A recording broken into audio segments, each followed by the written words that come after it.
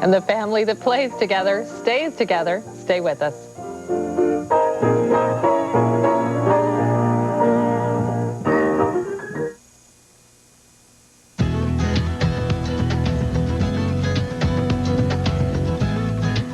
Harmony might be the last word that comes to mind when you think about how your family interacts. But it's really the only word that applies to the Schrade family of New York. They are 3 generations of concert pianists united by a close family bond and a love of music. This musical family is a new twist on the old adage, a family that plays together stays together. 8 concert pianists, 3 generations of one family performing together in world-famous Lincoln Center. This one-of-a-kind musical dynasty started with 2 aspiring concert pianists who met in the 1940s. I knew that she was for me. It was at the Manhattan School, actually, with a class with Harold Bauer, and she walked in, and she was clad in white with white boots, and to me, she was a knockout. And we began dating that very day, didn't we? He took me to lunch and found it was cheaper 3 years later to marry me.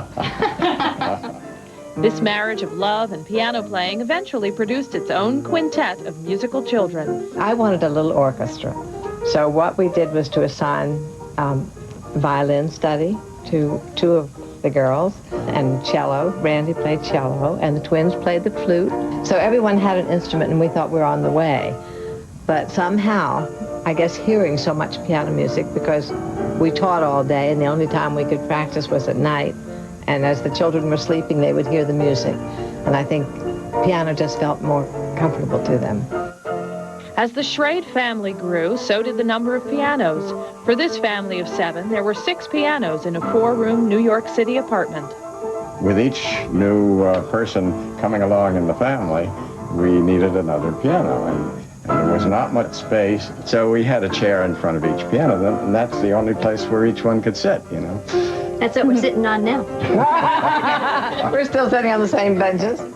I remember being a little girl and going to sleep in the top bunk bed of our 4 bunks, 4 sisters and our brother, and hearing my father or mother practicing in here on these pianos. And if ever they stopped practicing, I would say, "I'm not asleep yet, please practice some more." Music was the language the Schrade children heard before they could speak. And even though their parents were their first teachers, they were never told to practice, but instead felt a different kind of pressure. I felt the pressure that it had to be fun. I don't think we ever tried to outdo each other or anything like that. I think it was just a question of getting together and enjoying it.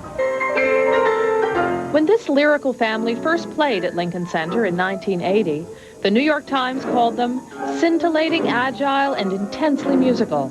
At this 20th anniversary concert, critics and colleagues were equally impressed.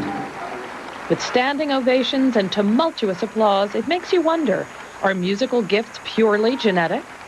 I think it's certainly an influence. There may be a lot in the genetics, but I think also it's the nurturing and the comforting of all sharing a bond. And those that know this family understand their gift of making beautiful music is second only to their love for one another. It was a little puddle of love, and they grew and loved music the same as we did.